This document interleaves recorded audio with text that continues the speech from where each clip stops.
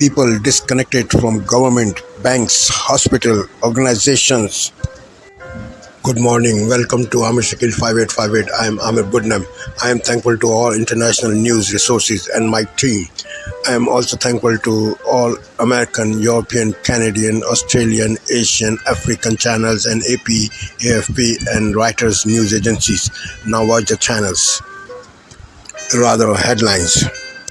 Due to IT outage in the world because of a glitch, Biden says he will come back and run the race after recuperating from COVID. Republican convention has ended. The people are gone to the rallies.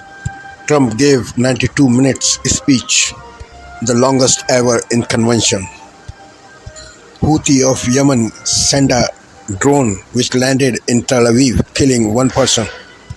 Hot weather and storms reign in United States. International Court of Justice says Israel is occupying Palestinian land unlawfully. Israeli bombing of Gaza continues. Ukraine could become sufficient in weapons. On Wall Street, Nasdaq, Dow Jones Industrial, S&P 500 all went down. Lou Dobbs died. Now watch the channels.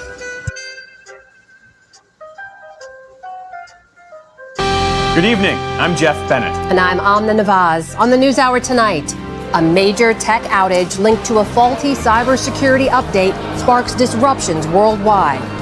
I've never seen it like this before, especially in this airport. Former President Trump lays out his vision for another term, promising to crack down on illegal immigration and reverse climate initiatives. And more Democratic lawmakers join the growing chorus calling on President Biden to exit the race for the White House. Top court says that Israel's rule over the Palestinian occupied territories is, quote, in the day's other headlines, the UN's top court says that Israel's rule over the Palestinian occupied territories is, quote, unlawful. In a sweeping condemnation, the International Court of Justice in The Hague said Israel's policies impede Palestinians' right to self-determination and violate international law. The 15-judge panel pointed to the building and expanding of Israeli settlements in the West Bank and East Jerusalem, areas that Israel captured in the 1967 war, and called on them to be withdrawn. L'utilisation abusive. The sustained abuse by Israel of its position as an occupying power violates fundamental principles of international law. Israel has an obligation to bring an end to its presence in the occupied Palestinian territory as rapidly as possible. Israeli Prime Minister Benjamin Netanyahu reacted swiftly online, writing, quote, the Jewish people are not occupiers in their own land. No absurd opinion in The Hague can deny this historical truth. Meanwhile, in Israel, an Iranian-made drone rumbled downtown Tel Aviv early this morning, killing one man and injuring at least 10 others.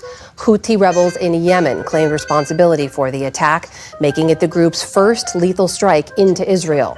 Footage circulated overnight of the explosion. By dawn, police swarmed the scene to survey the damage. The Israeli military said they're investigating how the drone bypassed the country's air defense system. We are in a multi-front war. We work on all fronts and defend the country every day. Some of these fronts are close and others are far away. In this event, we are talking about an error. There was a detection. We are investigating all the chains, but it is known there was no interception. All this as Israeli bombs continue to fall in Gaza.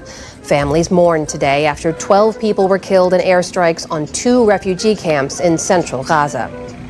The government of Bangladesh has announced a nationwide curfew as deadly student protests escalate. Earlier today, security forces used live rounds and tear gas to disperse the crowds. Security on the streets of Dhaka remains tight amid ongoing skirmishes between police and demonstrators. A day earlier, local media said that 22 students were killed. Protesters are calling for changes to a system that reserves 30% of top government posts for relatives of the country's war for independence. They insist the jobs be based on merit. Ukrainian President Volodymyr Zelensky urged Britain's new government to let his forces strike deeper into Russian territory. The UK, United States, and others have placed restrictions on Ukraine's use of Western weapons in Russia. Zelensky met with Prime Minister Keir Starmer at 10 Downing Street today and delivered a rare address to a UK cabinet meeting. He was the first foreign leader to do so since Bill Clinton in 1997. Zelensky said he was grateful for Britain's leadership, but that more needs to be done. Right now we are missing the main answer to this question, and that is our long-range capability. By defending Ukraine against the Russian advance on Kharkiv in May, June, we have proven that we can stop any Russian attempt to expand the war. In the meantime, Secretary of State Antony Blinken said that Ukraine is on its way to being able to, quote, stand on its own feet militarily. Those comments come amid concerns that a Donald Trump victory in November's presidential election could impact America's commitment to Ukraine's war effort. Hundreds of mourners said their final goodbyes to Corey Comparator today, the firefighter who was killed during the attempted assassination of former President Trump last weekend. A fire engine carrying Comparator's flag-draped casket led a procession to the Pennsylvania church where he was a longtime congregant. Officials say Comparator lost his life while shielding his wife and daughter from the gunfire. The 50-year-old worked as a project and tooling engineer. Last Saturday was the first time he attended a Trump event. Alan Weisselberg was released from Rikers Island today. The retired chief financial officer for the Trump Organization served 100 days of a 5-month sentence for perjury. He was released early due to good behavior. Weisselberg was convicted during the 2023 civil fraud trial against the former president's real estate company. His release comes after Peter Navarro made an appearance at the Republican National Convention just hours after walking out of prison himself. The former Trump White House advisor served a 4-month sentence for contempt of Congress. And on Wall Street today, stocks ended lower after that global tech glitch added even more uncertainty to the markets. The Dow Jones Industrial Average lost nearly 400 points, but still above the 40,000-point level. The Nasdaq gave back more than 140 points, closing out a rough week for tech stocks. And the S&P 500 also ended in negative territory. Still to come on the NewsHour, Wall Street Journal reporter Evan Gershkovich is sentenced to prison in Russia. David Brooks and Jonathan Capehart weigh in on the tumultuous week in politics and how tornado chasers and scientists are working together to better predict the storms. This is the PBS NewsHour. Liberté, égalité, actualité. Hello and welcome to Daybreak here on France 24. These are this morning's main news headlines. It's raised questions about how to avoid future blackouts.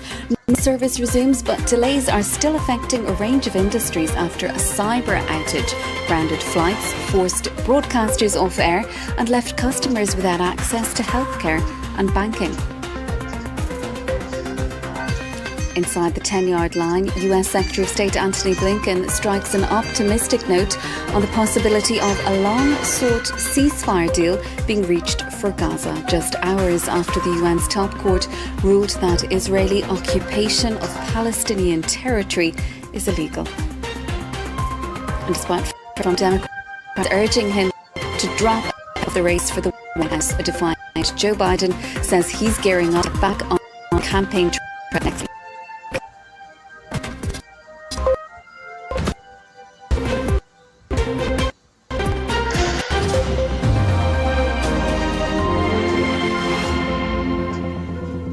With us, services are coming back on. Experts are that a fall could take or even hospital.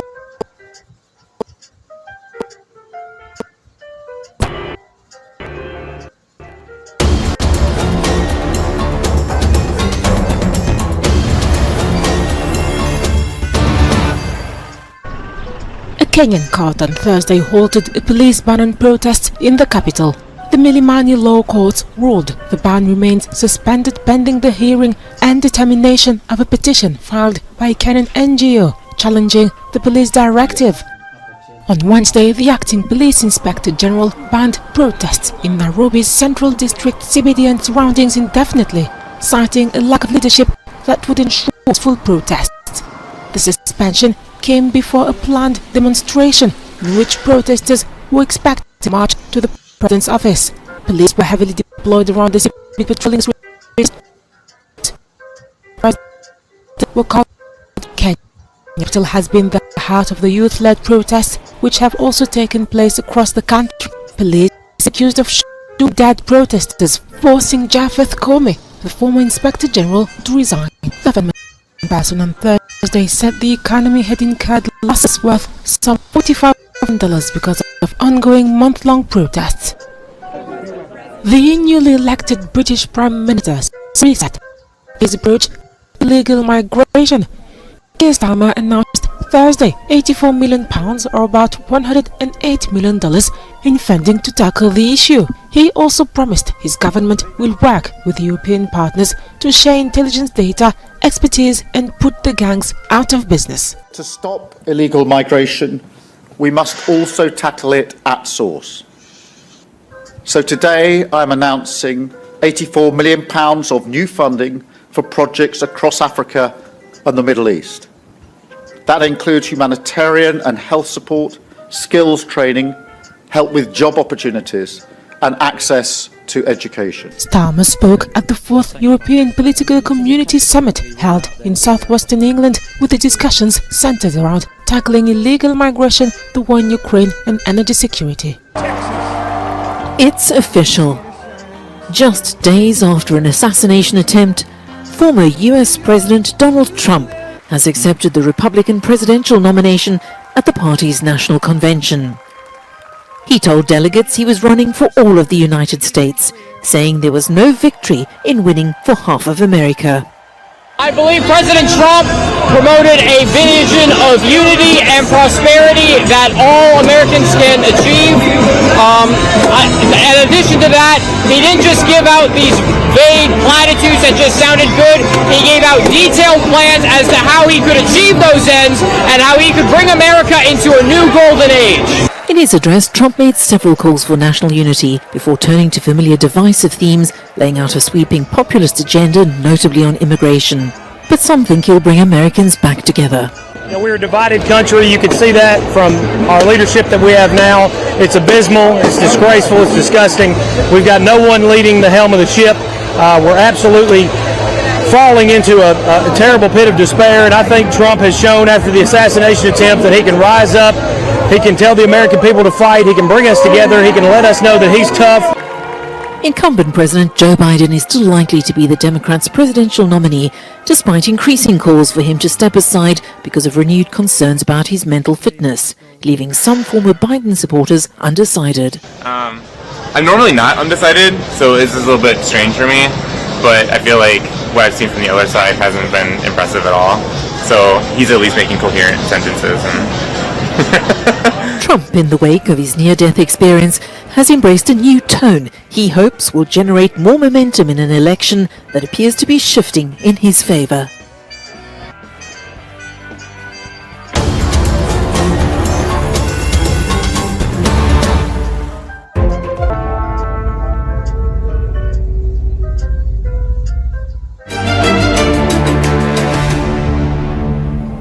Headline news this hour. Sultan Ibrahim installed as Malaysia's 17th king in a ceremony steeped in Malay culture and pageantry.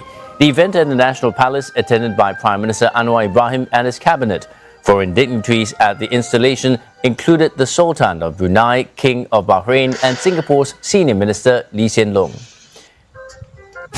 Bangladesh's government imposes a nationwide curfew and orders the deployment of the army to maintain law and order in the country. This after dozens have been killed in violent clashes over quotas in the public sector jobs. A defiant Joe Biden vows to return to the campaign trail next week as calls grow from his Democratic camp to quit the race. The US president says that he's leading the charge to counter what he called the dark vision laid out by his Republican rival Donald Trump. Microsoft-based IT systems around the world are rebooting following a patch for a software upgrade that triggered a massive global outage. Antivirus firm CrowdStrike assures the fault was not caused by a cyber attack, but warned it could take a few days to recover. And that is the latest from the CNA Newsroom. His family had never lost hope. Contains the genetic material. Today, IT services slowly being restored around the globe after one of the largest outages in history. While Australians are being warned to remain on high alert for scams linked to the crisis. If someone has called you and is suggesting that they're going to help you, talk you through a reboot of your system, I would hang up the phone.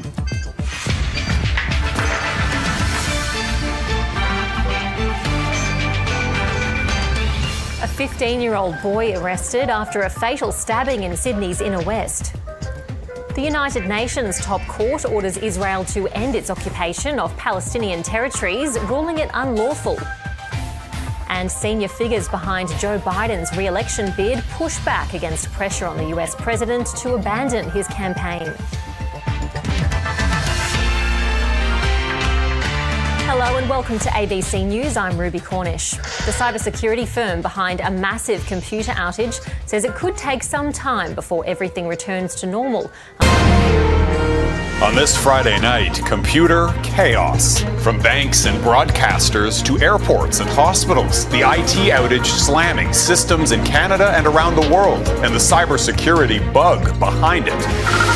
Donald Trump's tirade. North Korea, Kim Jong-un, I got along very well with him. The press hated when I said that. How could you get along with him? Reaction to the Republican candidate's record-breaking speech, his first since Saturday's assassination attempt. Lost land returned. Manitoba's plan to reconcile with the Métis community decades after their village was wiped off the map. Plus, the need for speed.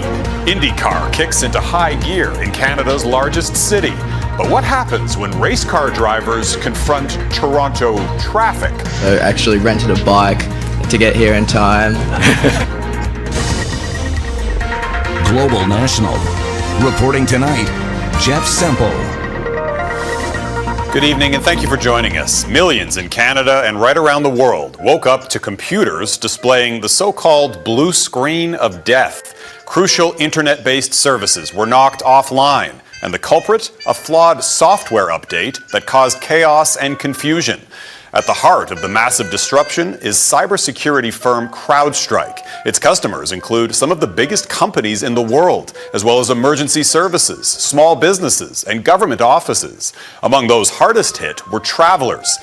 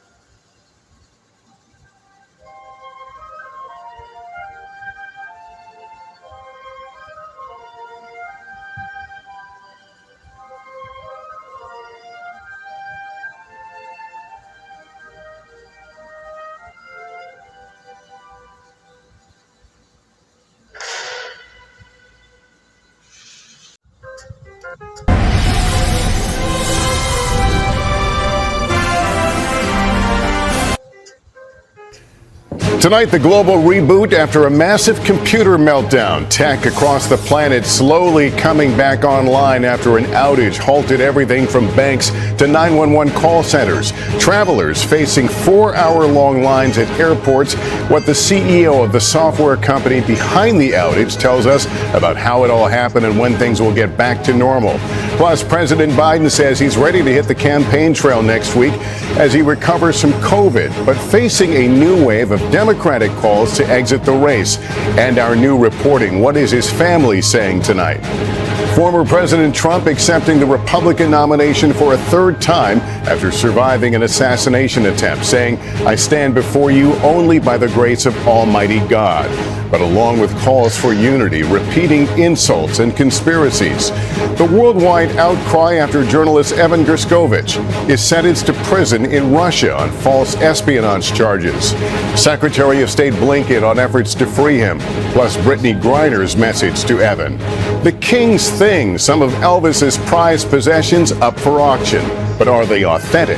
The questions being raised in our exclusive investigation. This is NBC Nightly News with Lester Holt.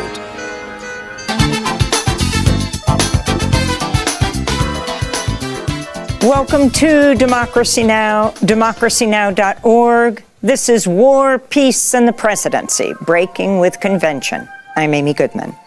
Donald Trump took to the stage to close out the Republican National Convention here in Milwaukee last night in the longest ever speech recorded at a party convention. Trump formally accepted. Lou Dobbs died Thursday at the age of 78. Dobbs spent 2 decades at CNN before becoming one of Fox News' star presenters. Among other things, he repeatedly spewed false anti-immigrant and racist talking points. He helped spread the birther theory against President Obama. A diehard Trump supporter, Dobbs was let go from Fox after the 2020 election in the wake of Trump's election fraud scandal after helping buoy Trump's lies. Back in 2007, Lou Dobbs joined us on Democracy Now! This clip starts with Democracy Now's Juan Gonzalez grilling Dobbs over his lies demonizing immigrants. All that would be needed to do is to raise the economic level in Mexico, and the entire illegal immigration population problems would decline in this country. And not only that, but the country, if it had a higher immigration quota. Are you giving me instruction, or are you telling me what we agree upon? No, we don't agree. We don't agree because you are demonizing the illegal immigration as a separate issue. How in the world can you use my name and anti-immigrant in the same breath? When we hear comments like a third of the from we've played them, so we can't refute the videotape. Look, we can't refute. A third of prisoners we discussed that? Are illegal immigrants. No, a third of prisoners are illegal immigrants. Not true. 7,000 leprosy cases in the last 3 years because of illegal immigrants. Romans not misspoke. true. We said that, and that's as straightforward as we can put it. And you made an announcement on your show, and you will say it here. That it is not true. Illegal immigrants are not responsible for 7,000 cases of leprosy over the last 3 years. To see our full hour with Lou Dobbs, go to democracynow.org. A Russian court has just convicted Wall Street Journal reporter Evan Gershkovich of espionage. CrowdStrike is aware of reports of crashes. Tonight, the global tech outage grounding thousands of flights, leaving passengers stranded at airports here at home and around the world. We showed up for our flight this morning and it is not happening. What we're learning about how the glitch has affected businesses, hospitals, and even emergency call centers. We're going to keep at this until every computer system and every component of our IT apparatus are working exactly the way that they should. The CBS Evening News starts now.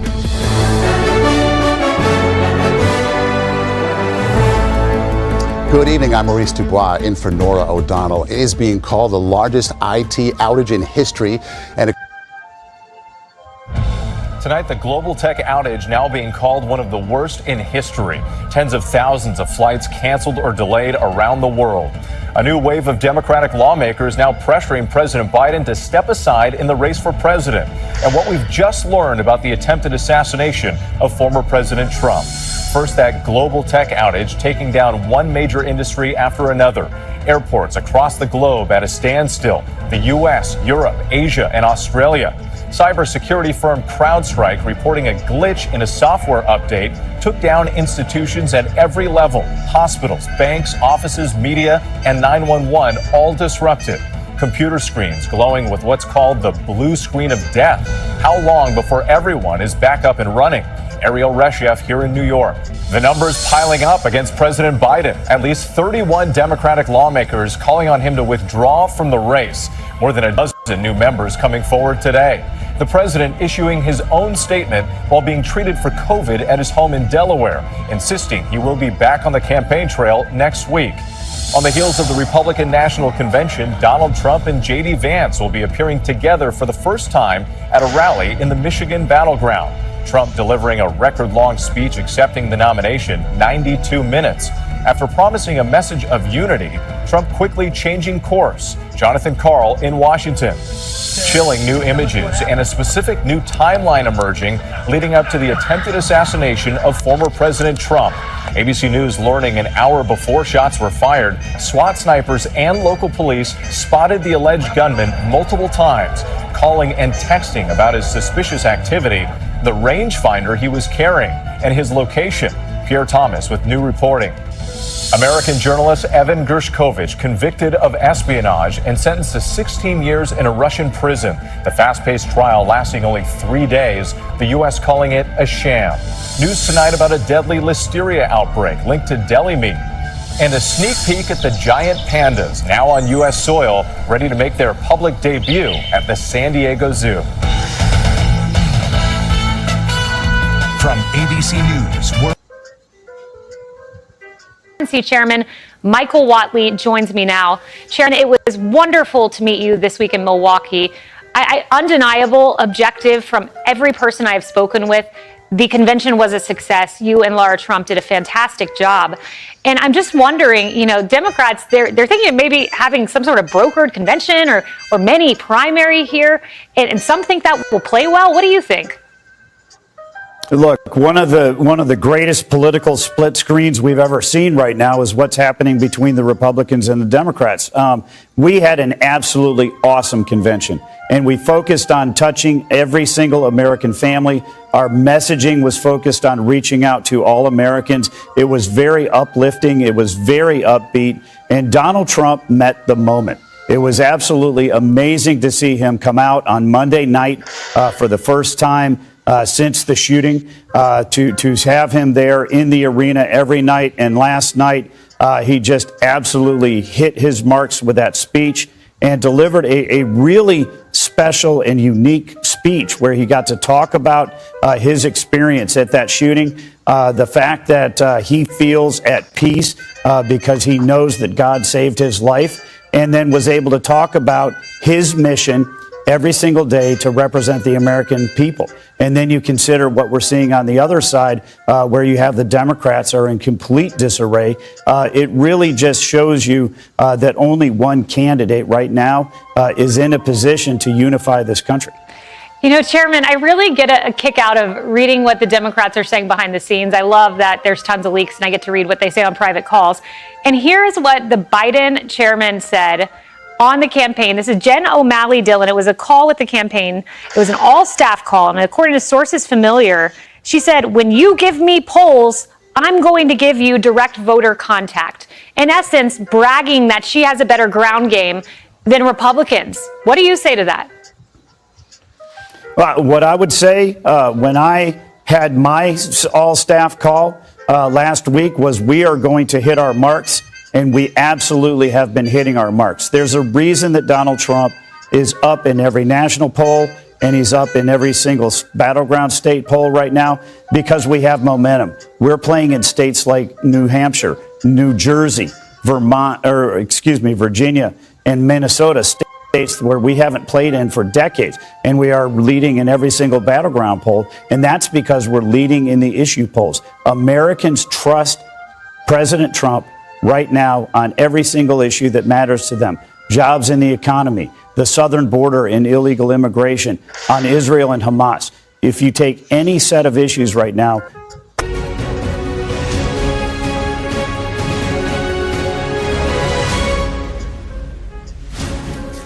Hello, everyone. Good morning. It's 7 o'clock. Coming up on today's show, experts warn it could take weeks to fully recover from the global IT outage as the full impact of a CrowdStrike software bug becomes clearer. Plus, what lessons can the government learn from this computer meltdown to protect public services in the high-tech age? And in the Open at Royal Troon, Ireland's Shane Lowry opens a two-shot lead as scores of other big-name players, including Rory McIlroy, miss the cuts. It's Saturday, the 20th of July. Travellers remain stranded around the world after 5,000 flights were grounded in yesterday's global IT outage. Patients left for treatment. One hospital declared a critical incident, and GPs forced to close their doors after the outage triggered systems disruptions. Joe Biden has reaffirmed his commitment to his re-election bid despite more than 30 Democratic lawmakers calling for him to stand aside.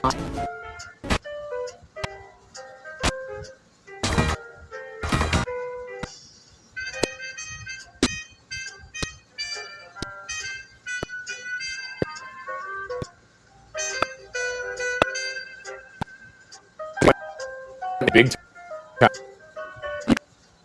And the American provider cybersecurity apps and services partner provides security services to Windows-based machines, including the laptops, the server rely on today. And there's a piece of software answer that they set an update, and it was supposed to be to sort of the will find filed from an error, and it caused Windows computers to constantly reboot. They would crash, try to restart, and couldn't, into this kind of vicious cycle, which of course any website, any app, any server relied on these are suddenly level. This was all machines, and it didn't matter what, it didn't matter what sector. This is as big as I've ever seen in my career, simply because it was a common piece of software that every version of Windows uses, even though you and I are probably not even aware of it. This is the first we've heard of it. How does this happen? It would not.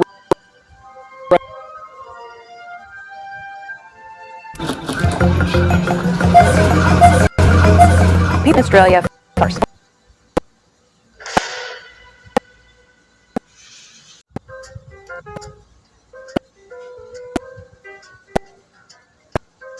Services with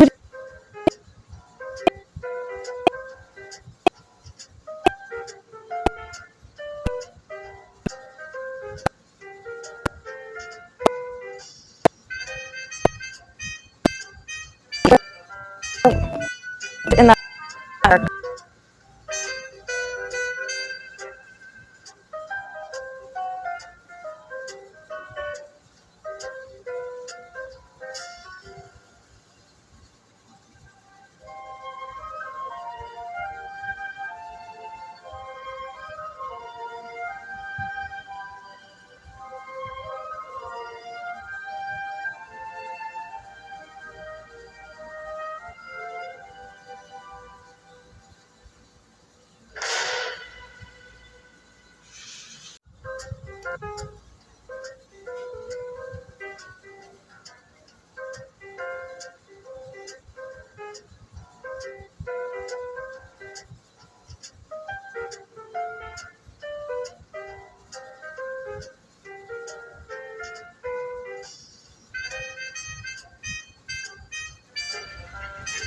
Thank you for watching and privilege of your time.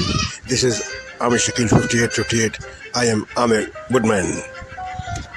Have a good life.